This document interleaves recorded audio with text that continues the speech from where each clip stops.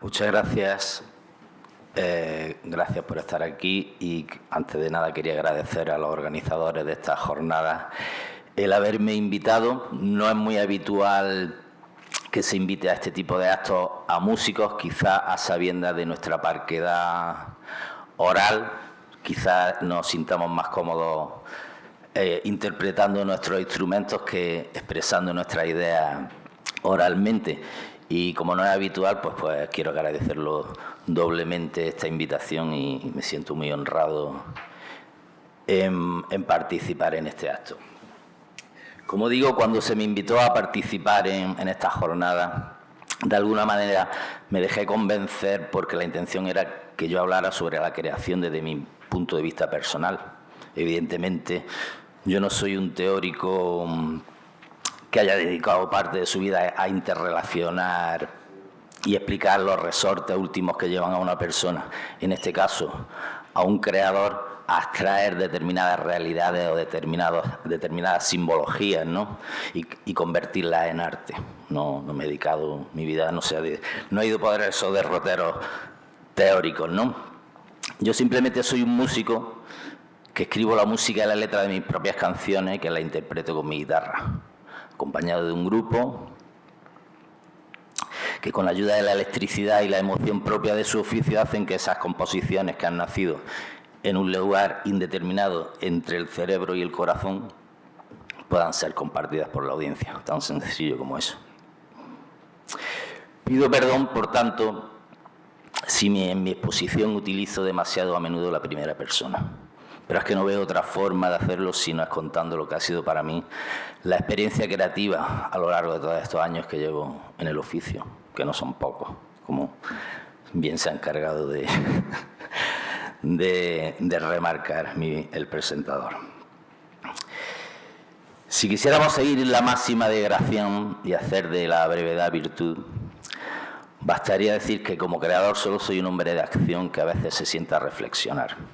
Con eso se resumiría perfecta y suficientemente toda mi experiencia.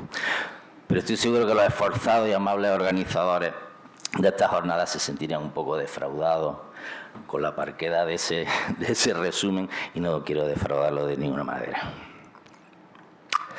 En fin, entrando en materia. Creo que hay un acuerdo generalizado entre los que se dedican al estudio de la evolución humana, que lo que diferencia al hombre del animal es la capacidad de la creación del pensamiento simbólico. Un tigre, por ejemplo, o un velociraptor, ve una presa y solo ve en ella la carne que le va a quitar el hambre durante unos días. Un humano va a ver eso también, pero va a pensar que es posible que esa presa haya sido enviada por un ser superior para calmar sus necesidades, y se lo va a agradecer por medio de una oración, de una letanía, de una pintura hecha en una cueva, de infinidad de modos. Ese es el inicio, creo que ese es el inicio de todo. Es el inicio de toda creación artística, que es de lo que hemos venido hoy a hablar aquí. Eso tan sencillo es lo que hay entre el agradecimiento de un hombre primitivo a un dios sin nombre, pintando los antílopes que quiere cazar en una cueva de Lascaux de Altamira y la cúpula de la Capilla Sixtina. Ese es el camino que se recorre desde los golpes rituales que un homínido daba con un palo sobre la piel tensada de un animal cazado en la sabana africana hace miles de años, y entre los golpes perfectamente medidos que Gene Krupa, el famoso batería de jazz, daba sobre su batería.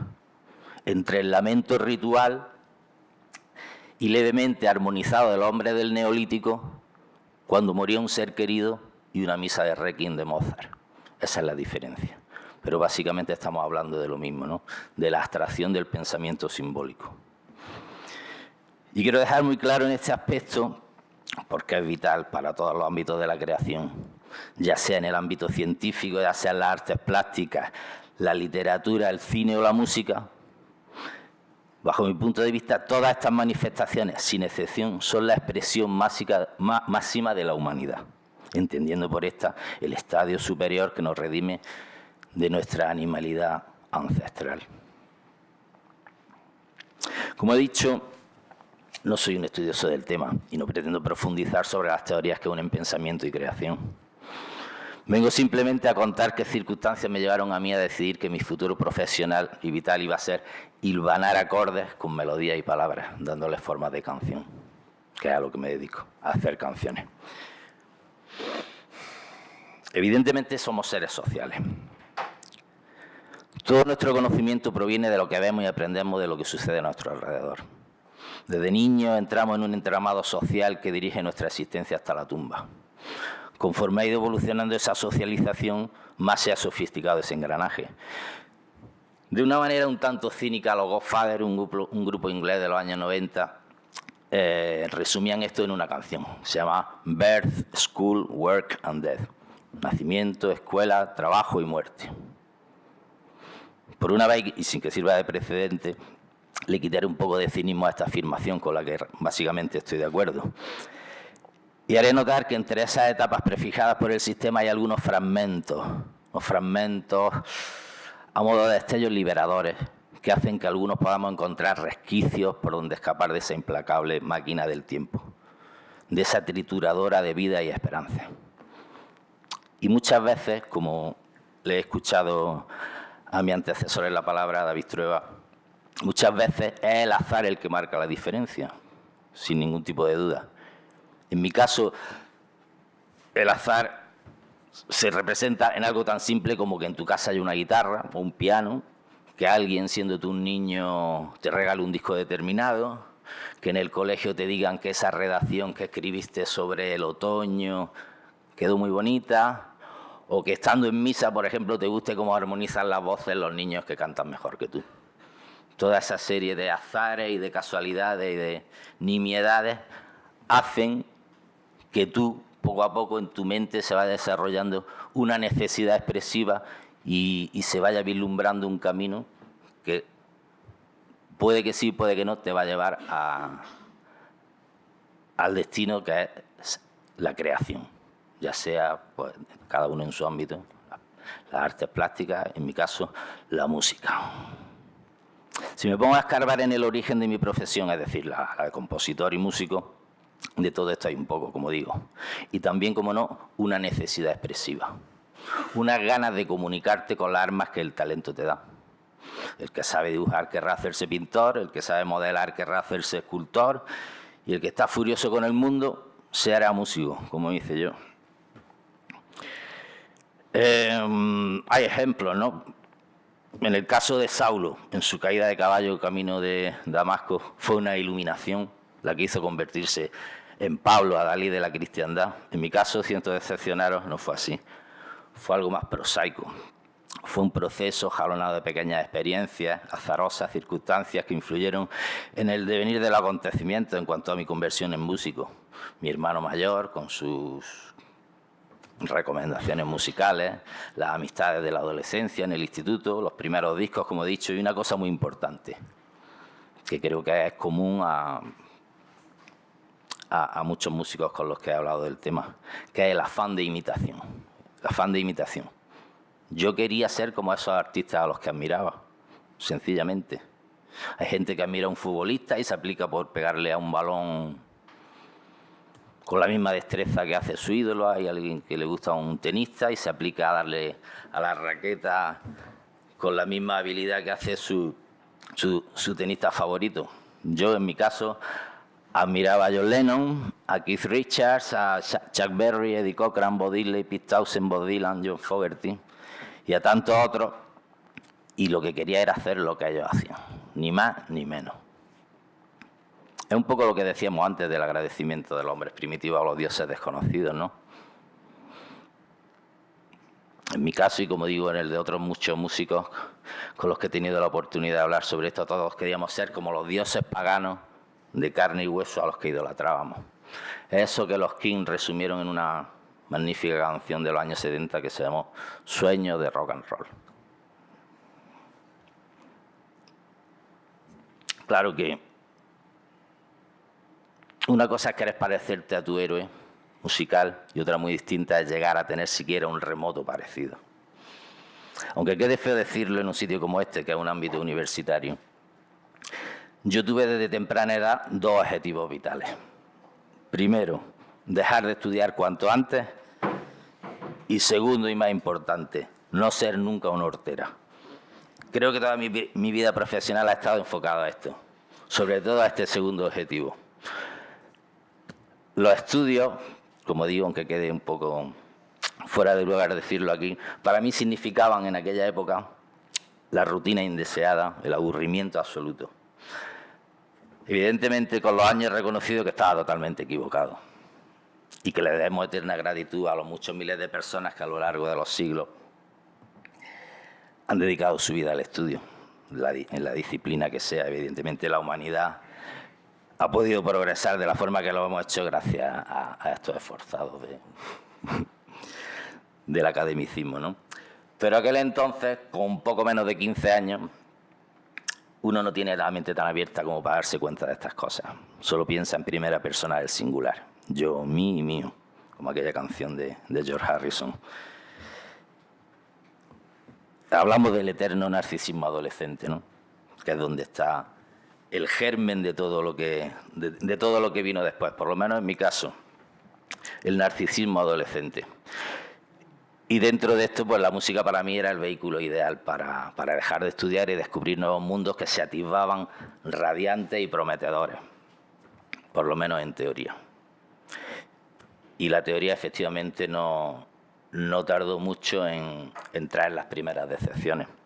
Las primeras decepciones evidentemente no tardaron en llegar. De pronto, como el que cae de un guindo, descubres que no estás en el San Francisco del 67, del Flower Power, que no está en el Londres del Swing in London de mediados de los 60, ni en el Nueva York de la Velvet Underground, ni en el Memphis de Elvis, ni en el Liverpool de los Beatles. Estoy, y creo que estaré en Granada, que es mi ciudad, donde nací y donde vivo, ¿no? Y estamos hablando a mediados de los 70. ¿Qué pasaba en Granada a mediados de los 70? Pues básicamente lo mismo que en casi toda España. Policías con cara de mala hostia, vestidos de gris, con un dictador que acaba de estirar la pata y con un ambiente social de lo más deprimente. Evidentemente, cualquier parecido con lo que vimos de fuera era pura coincidencia. ¿Qué se podía hacer ante esto? Pues resignarse, evidentemente, y seguir estudiando hasta que las cosas pintaran un poco mejor, o por lo menos hasta que el rudimentario autoaprendizaje musical diera unos frutos un poco más apetecibles de los que estaba dando en aquel momento. En mi caso, y vuelvo a pedir perdón por hablar de mi historia, pero creo que no hay otra forma de introducirnos en la creación, sino hablando de mi propia experiencia. Yo estuve matriculándome en Historia del Arte un montón de años. Realmente tenía intención de acabar la carrera porque siempre me ha gustado mucho el arte en todas sus facetas, pero como he comentado antes, los estudios se convirtieron para mí en una rutina indeseada y aquello se convirtió, la verdad, en una excusa. La matriculación en la carrera se alargó durante años, se convirtió en una excusa para librarme del servicio militar. La única forma de pedir prórroga de estudio era estando matriculado en una carrera, y aquello fue la excusa perfecta para lograrlo, como así lo conseguí muchísimos años después. Porque el servicio militar en aquella época era la gran bestia negra de cualquier rockero que se preciara. Se trataba de desperdiciar 18 largos meses de tu vida, y fue un tiempo en que la mili acabó con las carreras de muchos músicos talentosos. En España, en los años 60 y 70, muchas de las carreras prometedoras que se atisbaron, muchas de ellas se acabaron por esta circunstancia que se tiende a olvidar, pero que es una circunstancia política que marcó mucho la creación de aquella época, sobre todo en ámbitos musicales. Yo, como digo, me gasté un dineral matriculándome sin asistir a clase y al final me libré. Y lo digo con orgullo y con cierta pesadumbre también. Nunca he invertido mejor un dinero en toda mi vida. En cualquier caso, y volviendo al principio, la pregunta es, ¿cómo paso de ser un mero espectador, un mero aficionado a comprar discos y a escuchar canciones en la radio, a ser un tío que compone sus propias canciones?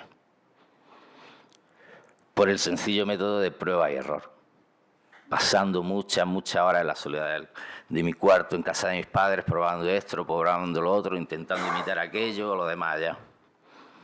Mi aversión a los estudios hizo que no tomara clases particulares y el mero nombre del conservatorio era para mí como el nombre del infierno de Dante. Vuelvo a reconocer humildemente lo equivocado que estaba.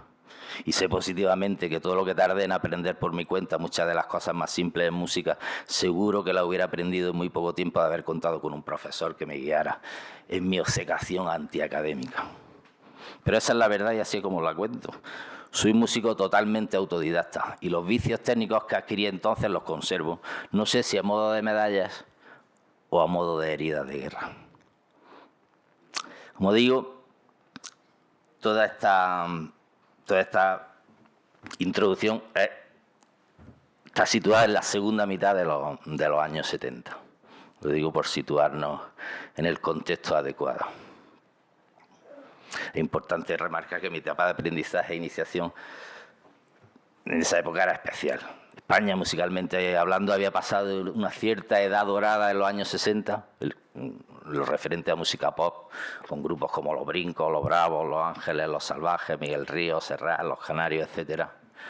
Pasó en los años 70 a un panorama bastante deprimente donde dominaban hasta la náusea los cantantes melódicos cuya conexión con el rock and roll era nula. Y aquí es donde está el otro quid de la cuestión en cuanto a mi historia relacionada con la creación y la música, el rock and roll. Lo afirmo sin ningún tipo de duda, la verdad. Yo no estaría aquí hoy hablando ni me habría subido a ningún escenario de los que me he subido en los últimos 35 años si no hubiese sido por el rock and roll.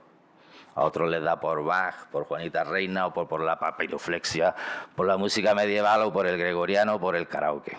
A mí me hirió de muerte el rock y se convirtió en mi tabla de salvación. No tengo empacho en decirlo. El rock, además de un género particular, se convirtió en mi vehículo de expresión hacia el mundo, en el plano musical y en algo más importante, en el plano vital. Tal vez los jóvenes de ahora, tan dispersos con las nuevas tecnologías y las redes de amigos virtuales, no lleguen a comprender lo que el rock significó para los jóvenes de mi generación. Intentaré explicarlo sencillamente. Para nosotros, o para muchos como yo, fue una suerte de faro en la niebla, un altavoz generacional que llegaba a todo el mundo, una especie de manifiesto ideológico sin ideología definida más allá de una rebeldía difusa pero cierta. Eso nos enganchó mucho y algunos ahí seguimos, dando forma a esos primigenios sueños. Sin el rock, lo he pensado muchas veces, podríamos estar condenados a ser eternos inadaptados o cosas peores, pero las canciones de los Stones, de los Animals, de Lou Reed, de los Ramones o de los Clash hicieron que muchos de mi generación pudiéramos asomarnos a otro mundo, si no con esperanza, sí con una visión certera de lo que era la vida. Y bueno, pasado el tiempo de aprendizaje y de las primeras y frustrantes experiencias de aficionado, llegó la hora de tomarse las cosas en serio. Y aquí entra otra consideración. Creo que no hay ningún arte puro. Yo creo que desde el principio de los tiempos el arte ha estado al servicio del poder político y el poder religioso, básicamente. Por lo menos hasta el periodo de entreguerras en el siglo XX, en el que el arte burgués hubo un intento de destrucción y consecución de lo que se conocía como arte burgués y empezaron las vanguardias. Hasta ese momento siempre ha estado supeditado en mayor o menor medida a los poderes, ya, como he dicho, religiosos o políticos, ¿no? En nuestro caso, el de los músicos de rock, nuestro arte también ha estado supeditado en mayor o menor medida, dependiendo del artista, a intereses comerciales. Por eso digo que no hay ningún arte puro. Los discos y los conciertos no se hacen por amor al arte, se hacen para que la gente pague por ellos, eso es evidente, ¿no? Y tampoco para rasgarse las vestiduras. También David Trueba ha comentado antes la relación que hay entre el cine y la industria y creo que es necesario, ¿no? Porque para hacer una película se necesitan unos presupuestos increíbles y para hacer un disco no tanto, pero también se necesitan una serie de financiaciones y eso que un artista solo difícilmente difícilmente podría conseguir. Entonces hay que llegar a un entente cordial para que la parte artística no salga perjudicada con los intereses comerciales que tiene que haber a la fuerza ahora para que eso salga a la luz, ¿no? En cualquier caso, uno entra en esta dinámica entre el arte y la industria al principio de su carrera. Firmar los primeros contratos, que por definición casi siempre son leoninos, ¿no? Al principio desconoces todo lo que la legalidad puede hacer en tu contra y con la ilusión del principiante vas aceptando firmar y vender parte de tu alma al diablo, pero bueno, eso es más por desconocimiento que por otra cosa. Pero a partir de ahí entras a formar parte del engranaje de lo que se llama mundo del espectáculo. Una vez que estás dentro del mundo del espectáculo, el show business, depende de ti tomar la siguiente gran decisión. Por lo menos desde mi punto de vista, es una gran decisión que hay que tomar en un momento u otro.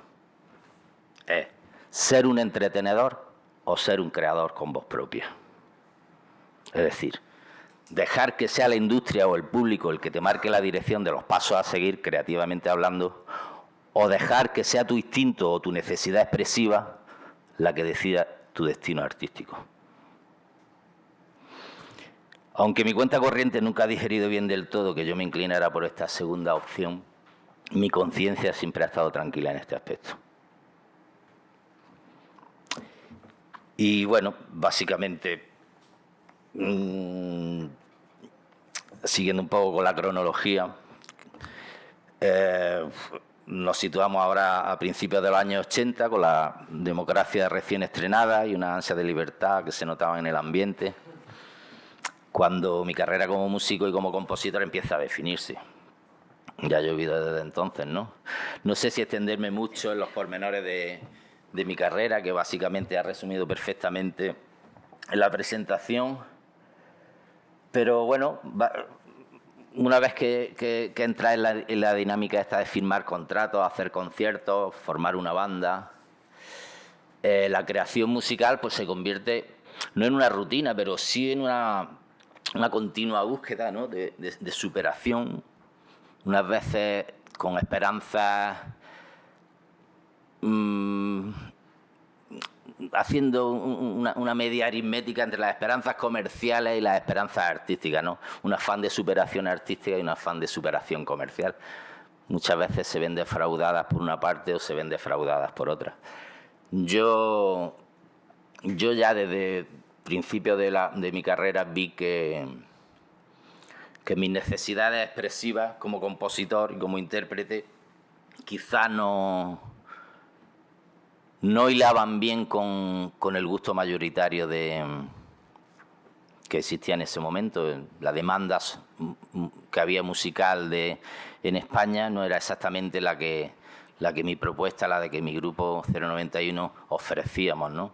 Siempre estuvimos ahí en una zona en esa twilight zone, una zona de sombras y luces, que no estábamos ni en la primera división ni tampoco estábamos en tercera división. Era una zona ahí que sacaba un disco, funcionaba, el siguiente no funcionaba. Pero creo que el paso del tiempo ha hecho que esa obcecación nuestra, porque la verdad es que era una obcecación, en el mantener unos presupuestos artísticos claros y no dejarnos vencer por la industria, creo que ha hecho que el paso del tiempo sea más benévolo con las creaciones que hicimos en su momento, ¿no? No que quiera tampoco echarme demasiados elogios a mí mismo, pero, por ejemplo, en el año 2016, hace 2 años, hicimos, después de estar 20 años separados como banda, hicimos una gira que duró 1 año que se llamó Maniobra de Resurrección, y para sorpresa nuestra, porque el grupo estaba desaparecido en combate, nuestros discos habían desaparecido de las compañías, las sucesivas compañías con las que habíamos firmado, había los discos estaban desaparecidos, no existían en ningún sitio. Pero, como digo, para sorpresa nuestra, 20 años después, hicimos esa gira de resurrección y los recintos a donde íbamos, que eran recintos mucho más grandes de lo que habíamos tocado en nuestra época, se llenaban con anticipación y hemos tocado en Plaza de Toros, en pabellones de deporte y tal. Y eso fue una cosa para nosotros asombrosa, porque nosotros cuando lo dejamos en el año 95, lo dejamos por una mezcla ya de desidia, de cansancio, de hartura, de un poco viendo la incomprensión que se nos había ido dando un poco. Y volver 20 años después en esas circunstancias para nosotros fue un asombro total, y estuvimos hablando entre nosotros y buscándole explicaciones al por qué había ocurrido esto. ¿Por qué si en la época en la que se crearon esas canciones que habíamos escrito con 20 y pocos años y tal, por qué 20 años después había una nueva generación de gente que las asumía como actuales, como propias, se las creía, e incluso pues la gira fue en todos los sentidos calificada como éxito? Y yo creo que la razón que encontramos para explicar esto fue que en su momento nosotros hicimos las canciones esas, las interpretamos como había que hacerlo, como nuestro corazón y nuestra cabeza dictaba, no como dictaban las modas del momento, porque las modas en la música pop han sido una suerte de peste bubónica que siempre ha hecho que grandes carreras se hayan defenestrado, porque la música pop es como una máquina trituradora de carne que cada año y medio, cada 2 años necesita un elemento nuevo. Quizás no es como otro tipo de artes que van más pausados y los tiempos y los años pasan con más lentitud, y hay cierta labor intelectual ahí que hace que las cosas se tomen con más calma, pero dentro de la música pop la industria requiere nuevos nombres continuamente, ¿no? Lo que ayer era novedoso, mañana ya es obsoleto, ¿no? Y entonces, el hecho de que nosotros nos apartáramos de esa inercia, de esa dinámica de entrar en las modas, de ir cambiando nuestro sonido cada 2 años, y el hacer las canciones ha hecho que esas canciones pues envejezcan de una manera digna, que no se nos ocurrió otra explicación mejor, y creo que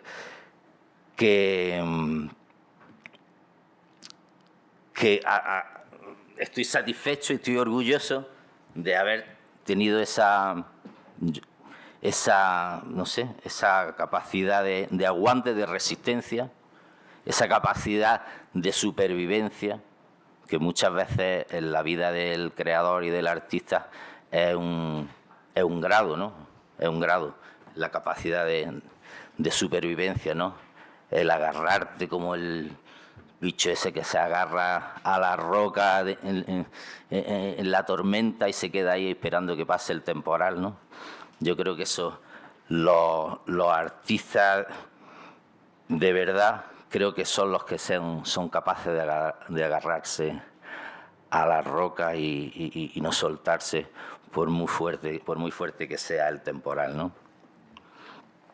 Y básicamente, bueno, mi vida como creador pues ha pasado por muchas etapas. Pasó la etapa de mi banda de 091, estuvimos 14 años tocando juntos, muchas experiencias, estuvimos girando por Francia, por Venezuela y tal, pero como digo, dentro de unos límites, no siempre llegando al gran público, pero haciendo lo que nos gustaba y haciéndolo de la mejor manera que sabíamos hacerlo. Luego, cuando terminó la historia de la banda, después de 14 años, hubo una época de duda. Hubo como 3 o 4 años en los que estuve dudando el destino a seguir. El destino a seguir había varias opciones. La que querían mis padres, que era que me buscara un trabajo serio, que la rechacé de inmediato. El dedicarme a componer para otros artistas, formar otra banda, o básicamente la que elegí, que era cantar mis propias canciones, porque yo en 091 yo había sido el compositor y el guitarrista, pero luego a partir del año 99 me dediqué a ser el cantante de mis propias canciones. En esa aventura pues llevo ya, pues como digo, desde el año 99, he grabado, este año creo que ha sido el 8º disco en solitario y bueno, básicamente ha sido revivir lo que había revivido con lo otro. Unos discos van mejor, otros discos van peor, tocas en unos sitios te pagan más, en unos sitios te pagan menos, pero la idea primigenia es la de ser fiel a mi forma de ver la música y la vida, ¿no? Porque el oficio de compositor de canciones es una mezcla un poco sinuosa, ¿no? Parte del silencio para crear unas melodías y parte de una hoja en blanco para crear unas palabras que engrandezcan esa melodía, ¿no? Tiene una parte de poesía, ¿no? No diría yo que las letras de canciones sean poesía, porque su fin es distinto, ¿no? Las letras de las canciones no se hacen para ser leídas, sino para ser escuchadas. Y es un oficio, para mí, es la parte de la creación con la que más disfruto, incluso más que tocándolas en directo, ¿no? Creo que es como digo, partir del silencio y de la hoja en blanco y crear algo. Creo que eso es, para mí, una recompensa total cuando logras encajar las cosas y que las cosas medianamente te satisfagan, ¿no? Para mí eso es impagable, ¿no? Y bueno, si hubiera que hacer un resumen de mi experiencia creativa, la película de todo esto se podría llamar En busca de la canción perfecta, que creo que es una película inacabada, que cada día que cojo la guitarra le añado una escena más, a sabiendas de que la perfección es inalcanzable, pero con la determinación de que esa certeza no debe amilanarme en el empeño. En cualquier caso, estoy agradecido a lo que me ha deparado la vida y sigo con ganas de pelea. Muchas gracias.